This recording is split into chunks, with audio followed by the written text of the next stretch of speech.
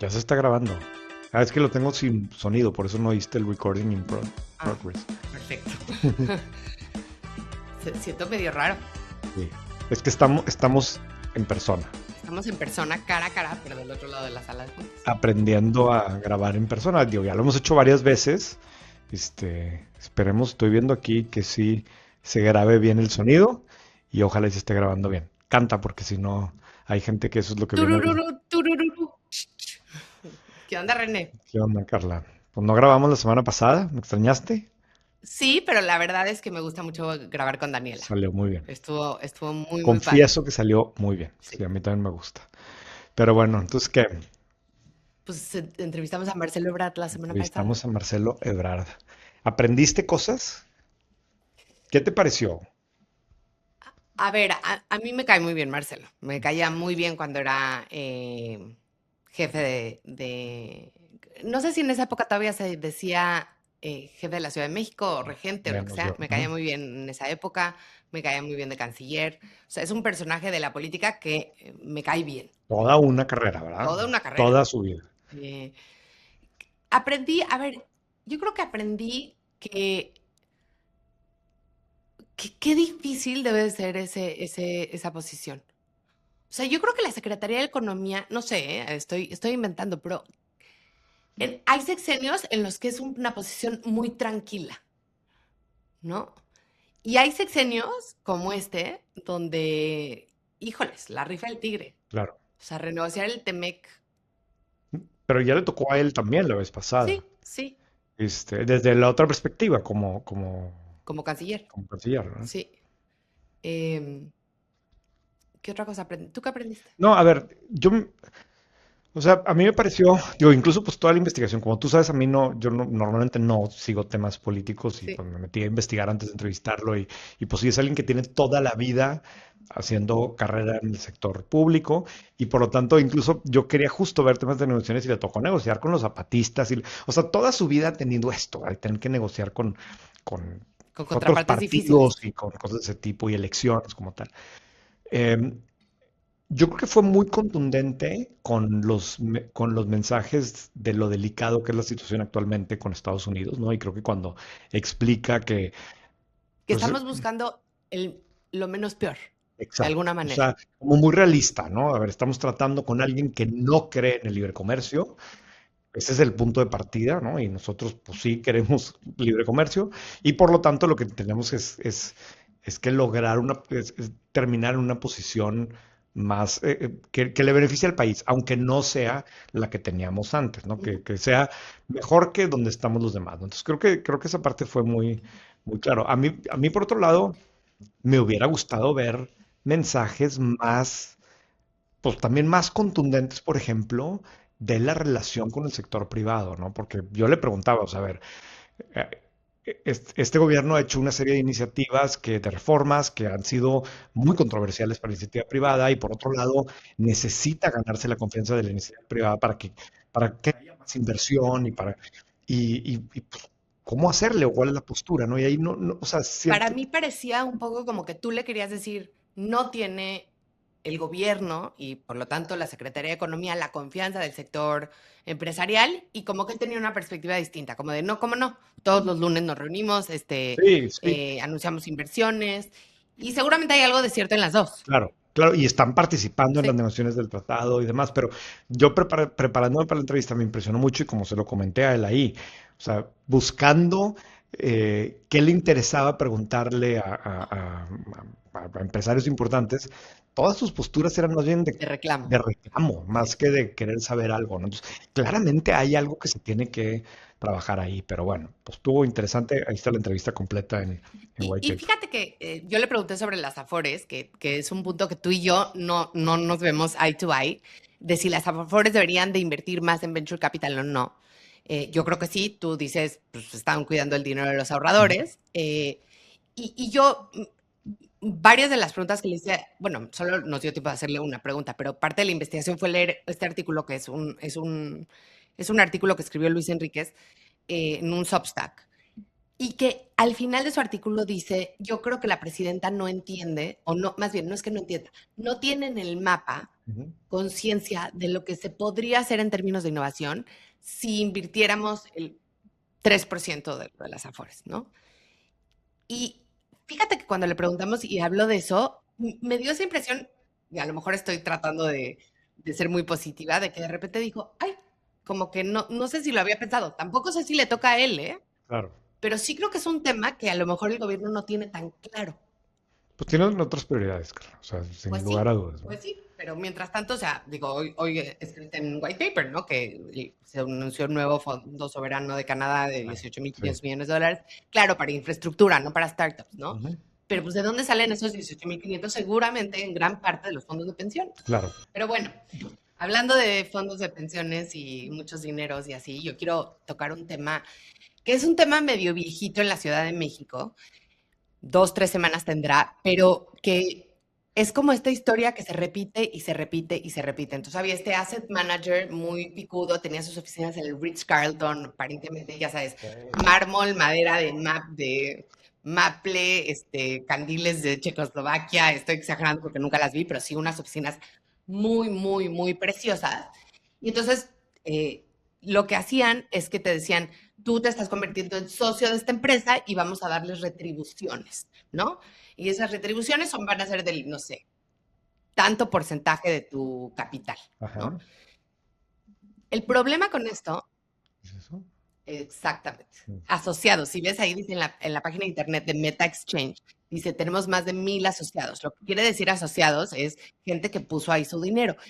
El problema de este tipo de cosas, que no sé exacto cuál es la figura que tenía Meta Exchange, me da la impresión que es una como unión de crédito, donde te vuelves socio de la empresa y entonces, como de cualquier empresa, pues te dan tus dividendos o tus retribuciones de alguna manera. El problema es que los ahorradores muchas veces creo que no entienden la diferencia entre un banco, una Mm. casa de bolsa, una unión de crédito, una SOFOM, una SOFIPO o otro tipo de instrumentos para poner tu capital. Y entonces salió una actriz muy famosa que se llama Sandra Echeverría a decir, oye, pues no nos están dando nuestro dinero y ya detuvieron a la persona encargada del caso. No me voy a ir por ese tema, pero más bien para mí es difícil para mí entender eh, hoy en día con todos los TikTokers, libros, videos de YouTube, etcétera, seminarios de cómo invertir, etcétera, que todavía hay una falta muy grande de información entre los ahorradores comunes y corrientes, chicos y grandes, no estoy hablando aquí de tamaño de patrimonio, de cuáles son los riesgos inherentes a tener tu dinero en un banco versus una casa de bolsa, versus una SOFIPO, versus una SOFOM, versus una unión de crédito. ¿No? No tengo idea si hicieron algo ilegal o no, pero lo que sí sé es que muchísima gente que se quedó sin sus ahorros no entendía bien en qué estaba metiendo su dinero. Claro. Y fíjate, ahorita dijiste, hace falta mucha información. O sea, la información existe. Existe. Sí, no hace falta información, hace falta Sí, educación, hace falta, no sé, o sea, no lo sé, no sé exacto qué tenemos que hacer para que la gente, eh, y a ver, me incluyo, para que todos entendamos mejor cuáles son los riesgos que tenemos con cada instrumento sí, el financiero. nivel de riesgo que tiene el dinero Sí, esté donde esté. sí, pero De bueno. acuerdo. Pues no conozco bien el caso, pero me voy a meter a ver. Este episodio es presentado por Aeroméxico. La verdad es que mi segunda casa es Aeroméxico. El año pasado, según la app de Aeroméxico, tomé 40 vuelos en su aerolínea. Y la verdad es que una de las razones por las que lo hago es porque algo que sí importa cuando viajas, sobre todo tanto como yo, es llegar a tiempo. Aeroméxico fue reconocida por segundo año consecutivo como la aerolínea más puntual del mundo, según el On Time Performance Review 2025 de Cirium. El dato es fuerte, 90% de puntualidad después de casi 190,000 vuelos, por encima de aerolíneas como Qatar, Delta o SAS. En una industria donde sostener más de 85% todo un año es rarísimo, esto no es suerte, es operación, procesos y disciplina. Y para los pasajeros de negocios como yo, la puntualidad es confianza, menos fricción y menos estrés. No es un premio bonito, es una ventaja competitiva real. Gracias Aeroméxico por llevarme a tiempo.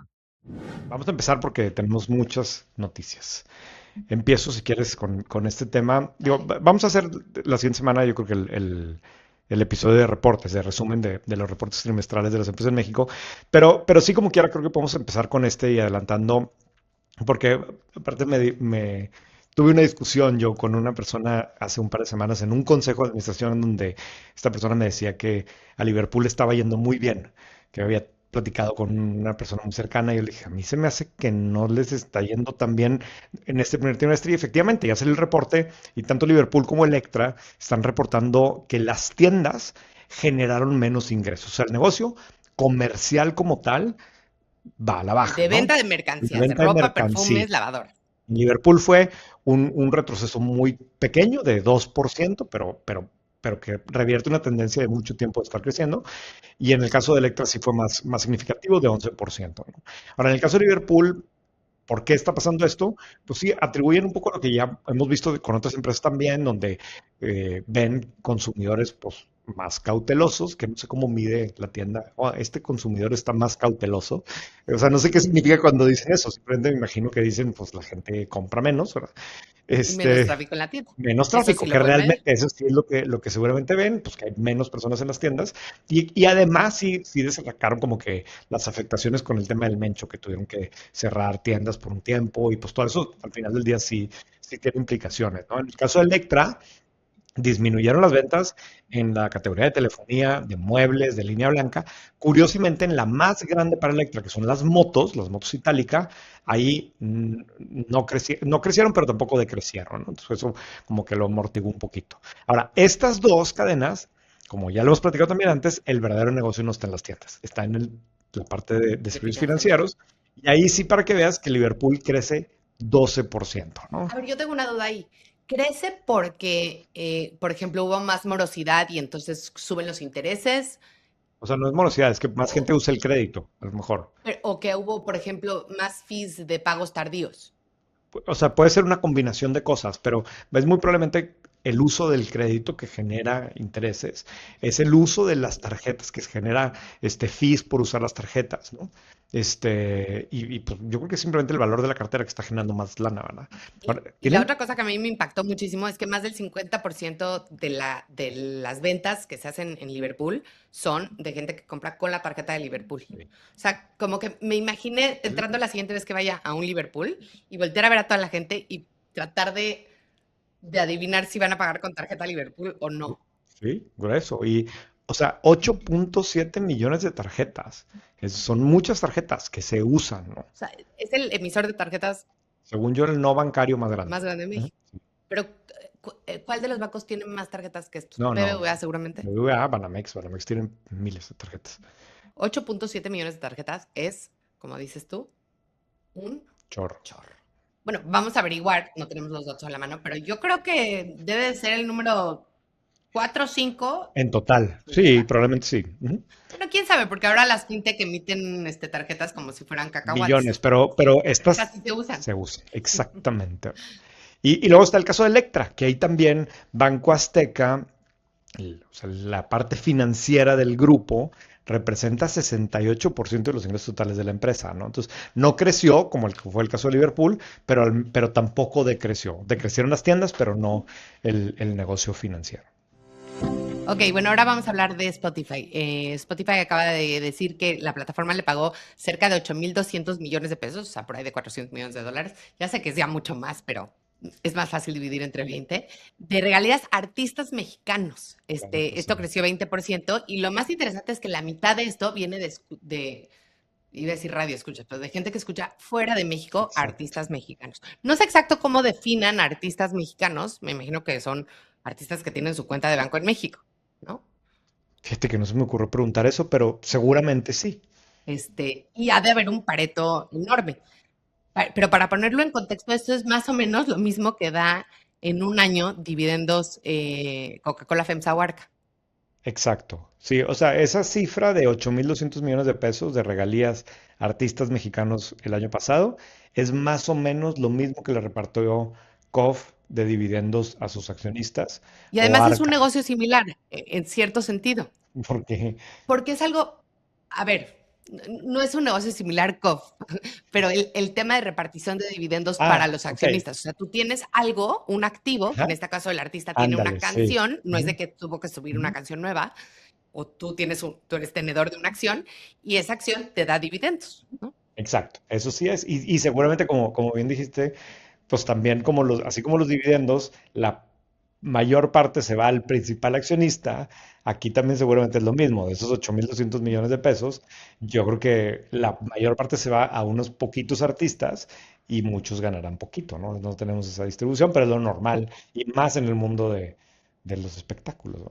Sí, y digo, también dijeron que publicaron una lista de los 20 podcasts más exitosos de la historia y hay dos mexicanos, este todavía no llega, Relatos de la Noche y La Cotorrisa, que Pues son está grueso, o sea, que tengas a dos mexicanos en los más grandes de la historia, pues sí es significativo, ¿no? gigantes.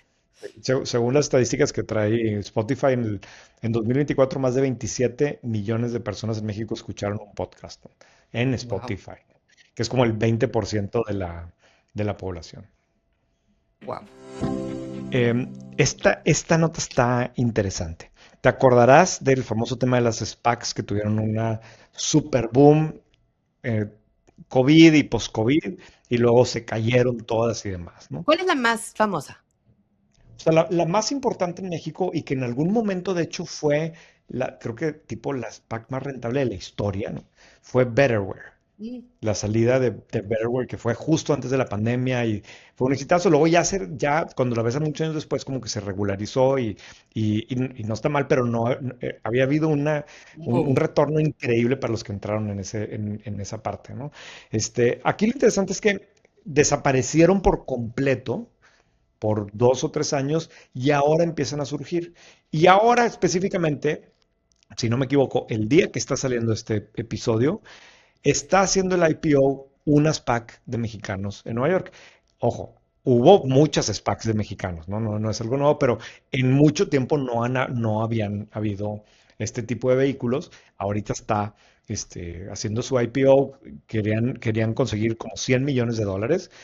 Y las personas que lo están haciendo son Emilio Maguad, que estaba en Lazard, creo que en Credit Suisse también, o sea, es un banquero de toda la vida. Adrián Otero, También el banquero de toda la banquero vida, de toda ex la vida, CEO de Scotiabank. exacto. Alberto Fasja, que es el fundador de Grupo Axo. O sea, tienes dos banqueros y un operador de retail muy fuerte que ahora tiene el otro negocio de Philippe, que participa, si no me equivoco, tipo en General En Atlantic Oyamani también. también creo. Estará metido ahí, pues, sí, por General Atlantic. O sea, Ujú. es alguien que le ha tocado arrancar, operar, crecer negocios de consumo, de retail muy significativos.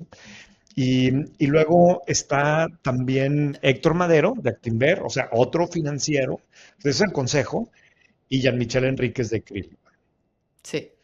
Un equipo interesante.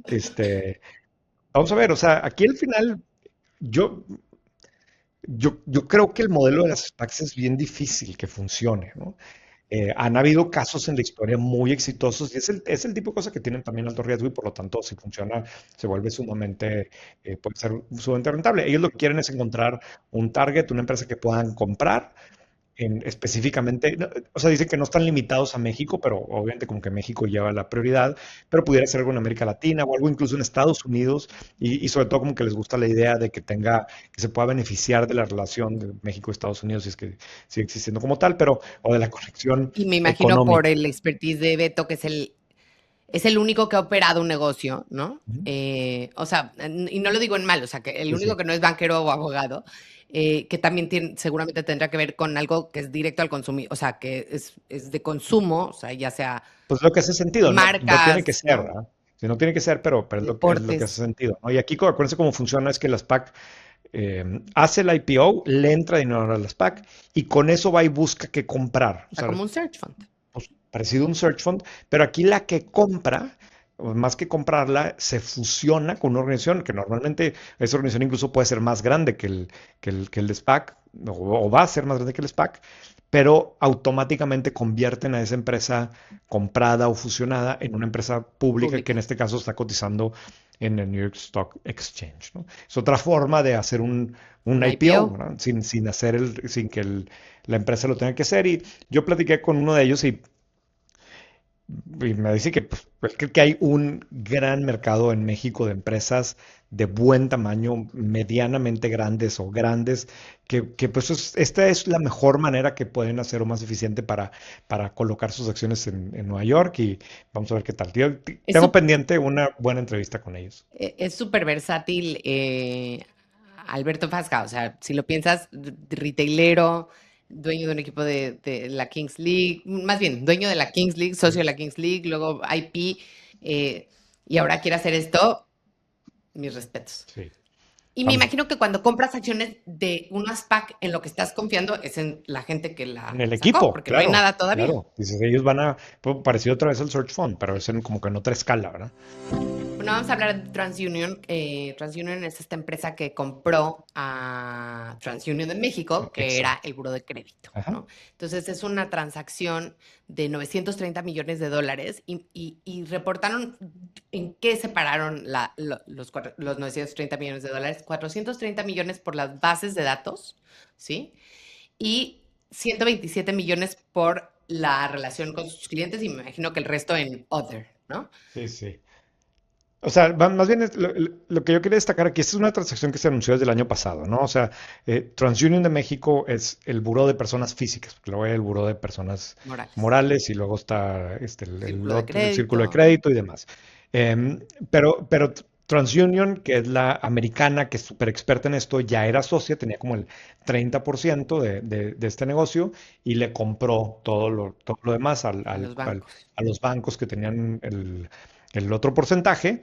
Y en el reporte de TransUnion a la SEC me metí a buscar y ahí venían muchos detalles que quería yo ver de esta transacción, porque ya finalmente, aunque la anunciaron el año pasado, se cerró en marzo de este año. Y básicamente es lo que explican. Dice, la evaluación completa de esta organización da 930 millones de dólares, que, ojo, o sea, estamos hablando que Casi un billón. mil millones de dólares valía el buró, de los cuales 430 millones es más o menos lo que vale la información de todos nosotros que estamos ahí, nuestra reputación, que la administra el buró, como 120 millones vale la relación con los clientes, los contratos en donde el cliente se compromete a pagarle por consultar esa información, ¿no? Entonces, al final, TransUnion le pagó 660 millones de dólares a los demás accionistas para quedarse con el porcentaje que todavía no tenía. Tú hace rato hablabas del tema de la necesidad de información, de conocer más de los sistemas financieros. A mí, o sea, este es un tema que me parece súper delicado y que no terminamos de entender que estas organizaciones son las que administran nuestra reputación.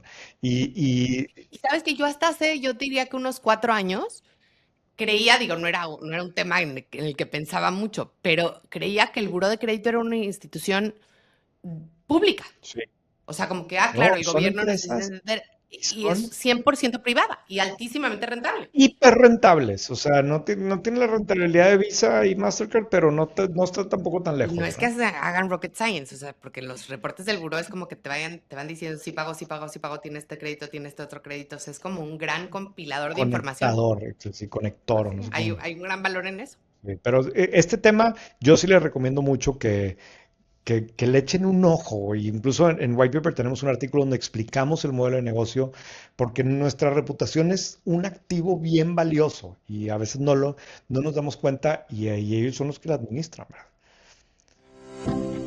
Bueno, vamos a hablar de Jellycat, que llegué aquí a la oficina de White Paper y René me dijo, ¿cómo? Pensé que me ibas a poner la de Jellycat. Es que tú estás en el demográfico como lo estoy yo, Pues ¿verdad? sí, pero yo creo que esta tendencia o no ha llegado a México o todavía no, bueno, a la Ciudad de México o no ha llegado a mi casa. Me dijo Daniela Dib que los acaba de ver en Liverpool. Ah, bien. Me puso ahí, entonces ya te va a tocar. Entonces ya me puse a ver y estos Jellycat son peluchitos de 800 pesos o no sé cuántos, mucho más de lo que debería uno de comprar peluchitos y son de cosas rarísimas, así como un huevo duro de peluche, Realmente hay de todo. A ver, o sea, esta una nota estarra, la puse porque es un spotlight, ¿no? Y los miércoles en White Paper ponemos el spotlight en una marca que básicamente queremos como pues, explicar. explicar alguna marca que o está creciendo o creemos que es interesante para nuestra audiencia.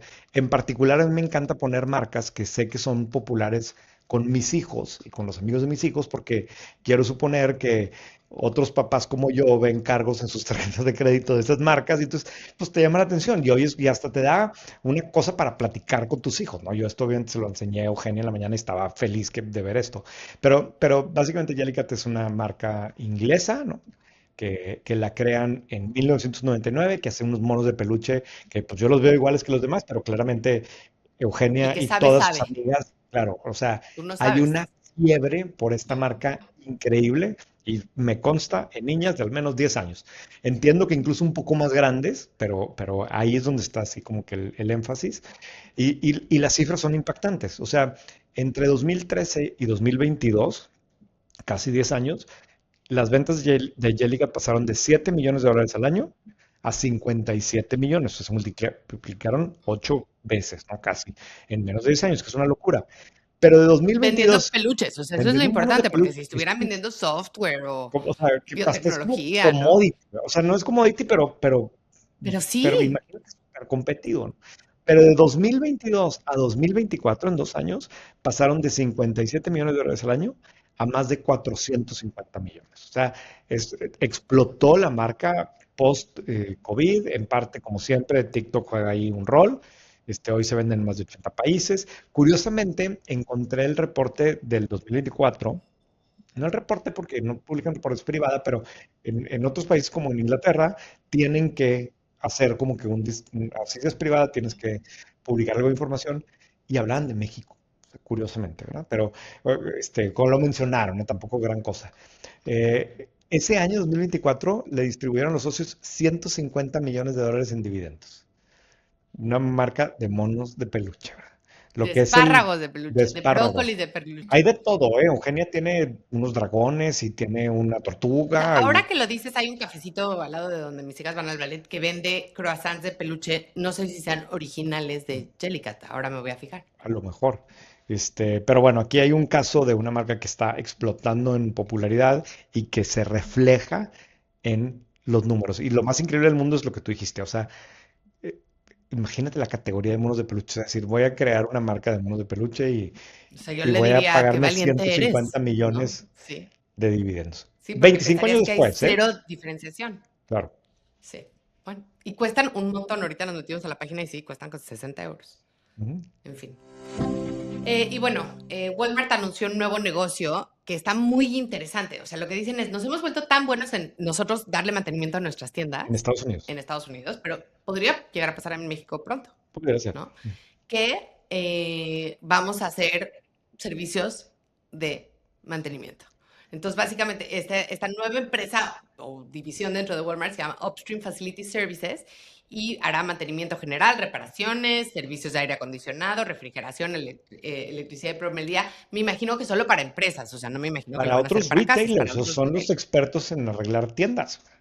Tienen casi 10,000 empleados de mantenimiento que están ubicados a menos de 10 minutos del 90% de la población de Estados Unidos. Entonces, sí, si tú eres Publix o si tú eres Shop and Stop o lo que sea, pues. De hecho, creo que no lo iban a hacer con otros supermercados. Pero si tú tienes tu cadena de 8, The frozen yogurt sí, exacto, te va a ir y muy pues bien. necesitas que el electricista, aquí hay una empresa con un gran expertise, ¿no? ¿Sabes quién hizo algo similar hace muchos años en México? Pepsi, Ajá. hace muchos años, o sea, creo que en los 90, tenía una agencia de publicidad que compraba medios y entonces tú podías ser una empresa, una farmacéutica, una empresa de cremas, etcétera, y en vez de contratar, no sé, a GroupM o a Publicis o así, contratabas a la agencia de Pepsi para que te comprara medios. In-house. Ajá. Claro. Entonces, digo, Que es el tipo de cosa que un consultor te diría que pues, es lo distractor. primero que se va, ¿verdad? Sí, Pero aquí tienes el antecedente más famoso del mundo que es AWS, ¿no? En donde tienes claro. algo que es un centro de costos para ti y Y lo conviertes decides en y lo el negocio. conviertes en el caso de Amazon en el negocio, pero aquí como que es un poco la misma lógica. Oye, ya tengo 10,000 empleados de mantenimiento, igual y puedo comercializar esto y está pues ese antecedente, ¿no? Bueno, y la duda de la semana es que hoy llegué temprano al aeropuerto. Y entonces me Mm. puse de señora insoportable, porque a mí me habían contado, Terminal 2, Ciudad de México. Terminal 2, Ciudad de México, y Ujú. llega una hora que no había cola. Entonces, Me habían contado que todas las bandejas cuando tú pasas por seguridad tienen una estampita de electrolit. Entonces, alguien me había dicho, ¿sabes que puedes pasar el electrolito? O sea, que es el único líquido que dejan O sea, pasar, estampita dice como el anuncio, como el ¿no? vinil. Ajá, Ajá. sí, que le ponen publicidad ahí. Entonces llegué hoy yo y le digo al primer persona de seguridad, oiga, ¿puedo pasar mis electrolitos? O sea, ¿no? Y me dijo, sí, sí. Entonces lo paso mi termo con agua de limón y pues me vienen y me dicen, oiga, se tiene que tomar su agua, no sé qué. Le dije, no, no, es que son electrolitos. O sea, no, si son, o sea, le dije, me dijeron que los electrolitos sí se podían. Me dice, sí, pero ¿cómo sé que eso es electrolito? Le digo, pues mire, me lo tomo para que vea que no es Ujú, sí, no es gasolina. veneno, ¿no? O Sí. algo así. No, me dice, no, es que tiene que venir en botella de electrolitos, cualquier tipo de suero, porque yo le dije, o sea, solo esta marca, y entonces ahí como que se puso nervioso y me dijo, no, no, cualquier tipo de suero, porque es una cortesía que le damos a los pasajeros, porque sabemos que hay algunas cuestiones médicas para que se puedan, Ujú. ¿cómo se Llevar. dice? Sí. Ajá. Pero pero pues eso no podemos saber si es suero o no. Entonces yo ya sabes, me puse, la verdad, pobre, la señorita fue súper, súper educada conmigo y súper paciente. Me dijo, le dije, entonces si yo traigo una botella de agua, ¿puedo pasar? O sea, una botella de agua Bonafont. No, tampoco. Le dije, y si mi doctor dice que yo necesito agua, pero no electrolit, bueno, ya, No, como pues que Bonafont tiene que patrocinar o qué. pues no Lo que sé, o entiendo sea, es porque yo que. le pregunté si era por el patrocinio y categóricamente me dijo que no y me mandó, o sea, me dijo que checara yo la circular de la Dirección de Aeronáutica Civil número quién sabe qué, aquí la tengo, circular obligatoria SA 17.2-3, la verdad es que no la he checado, es como de 14 hojas, porque yo le decía, bueno, pero explíqueme el porqué de la regla. O sea, yo entiendo y yo le traté de, o sea, yo muy educada le decía, está usted siendo súper paciente conmigo, pero explíqueme el porqué de la regla. O sea, ¿por qué? O sea, sueros sí y agua embotellada, sellada no. A ver, yo nunca vuelo por la Terminal 2 del aeropuerto de la Ciudad de México. Así el otro día Este, hiciste berrinche. hice berrinche. Y justo después de entrevistar a Ebrard, pues me tuve que ir por ahí porque era el horario que me queda. Y justo hace tiempo que no iba y me impactó la cantidad de publicidad. O sea, vi unas pantallas ahora estas, les tomé foto. Aquí están en la entrada. Claro. O sea, por todos lados, todos son pantallas de publicidad. Es un desastre de obras y parece literalmente estación de autobuses, literalmente, porque los que viajamos, que nos mandan por el aerolitoral, te tienes que bajar una parte que están todos los autobuses y cien por es ciento una estación de Sí, autobuses. 100%. Pero eso sí, o sea, ni camisa de equipo de fútbol tiene tantos anuncios por todos lados. Pero sí me sorprende que me digas esto, porque pues, estaría perro si puede ser un deal. Tú imagínate que para tarjetavientes de American Express Platino no tengas que pasar seguridad o que, Uf. pues a lo mejor puedes comprar algo así, ¿no? Pues, Sí, sí, por lo sí, visto es lo que sí. está a la venta ahí. En fin, esto, a ver si me pongo a leer lo que dice la circular SA 17.2-10R3, pero, o sea, no puede, o sea, pero no puede interferir. O sea, ¿qué clase de criterios son esos, no? En fin. ¿Y tú cómo te fue Muy bien. en Bello Post? Increíble Boston. O A sea, ver, la verdad, qué cuéntanos ciudad rápido. tan bonita. Fui al primer evento, que entiendo que hubo eventos de este tipo en el pasado, pero hace muchos años que no había, que es un evento que hicieron puros chavos mexicanos que están estudiando MBAs en Estados Unidos, como que un congreso de mexicanos estudiando MBAs en Estados Unidos. Como unos, no sé, 200 chavos, Wow. 180.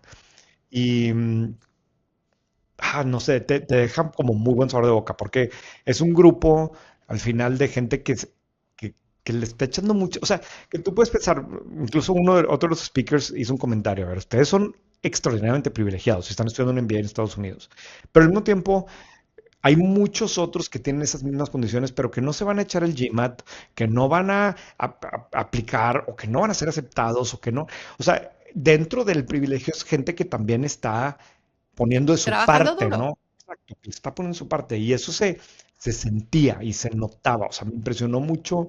Digo, aparte siempre es padre ir a una audiencia que son suscriptores de White Paper porque es donde le están Y que los que no agarrando son valor, justo ¿no? nuestros breeder personas. Sí, le están agarrando valor, pero entonces me encantó ver gente que le está echando tantas ganas para prepararse y al mismo tiempo como que con tantas dudas. O sea, en todas las conferencias había preguntas sofisticadas, interesantes. Y la otra cosa que sí para destacar que me sorprendió, muchas mujeres, muchas más de las que yo creía. ¿Qué porcentaje más o Chavas, menos? No, no sé, no te inventaría, pero no menos del 30%, Wow. ¿verdad? Eso sí Y es. tipo platiqué con unas de MIT, platiqué con unas de Kellogg, y bien interesantes los perfiles, ¿verdad? Sí, porque tradicionalmente las mujeres éramos como híjoles, menos del 10% No, no, yo creo que aquí sí era una tercera parte de la, de de la, buena de la onda. audiencia, ¿no? Muy, muy, muy interesante. Y muy interesantes las demás conferencias. A ver si luego logro que alguna de ellas, una persona en particular que quiero, me dé entrevista, pero no está fácil, pero vamos a tratar. Pero no vas a contar quién. No. Había Chatham Rules. No formalmente, pero yo cuando me invitan a un evento así, pues Pues sí, no lo tomo como un invitado más, sino como un medio, ¿verdad? periodista. Pues sí, Efectivamente. buenísimo. Muy bien. Bueno, pues nos vemos la semana que entra. Nos vemos la semana que entra. Qué mentirosos, porque nos vamos a seguir viendo y grabando aquí y se va a notar. Los Pero próximos 3 minutos. aquí vamos a cortar y seguimos con el episodio de la siguiente semana. Este episodio es presentado por Aeroméxico. La verdad es que mi segunda casa es Aeroméxico. El año pasado, según la app de Aeroméxico, tomé 40 vuelos en su aerolínea. Y la verdad es que una de las razones por las que lo hago es porque algo que sí importa cuando viajas, sobre todo tanto como yo, es llegar a tiempo. Aeroméxico fue reconocida por segundo año consecutivo como la aerolínea más puntual del mundo, según el On-Time Performance Review 2025 de Cirium. El dato es fuerte, 90% de puntualidad después de casi 190,000 vuelos, por encima de aerolíneas como Qatar, Delta o SAS. En una industria donde sostener más de 85% todo un año es rarísimo, esto no es suerte, es operación, procesos y disciplina. Y para los pasajeros de negocios como yo, la puntualidad es confianza, menos fricción y menos estrés. No es un premio bonito, es una ventaja competitiva real. Gracias Aeroméxico por llevarme a tiempo.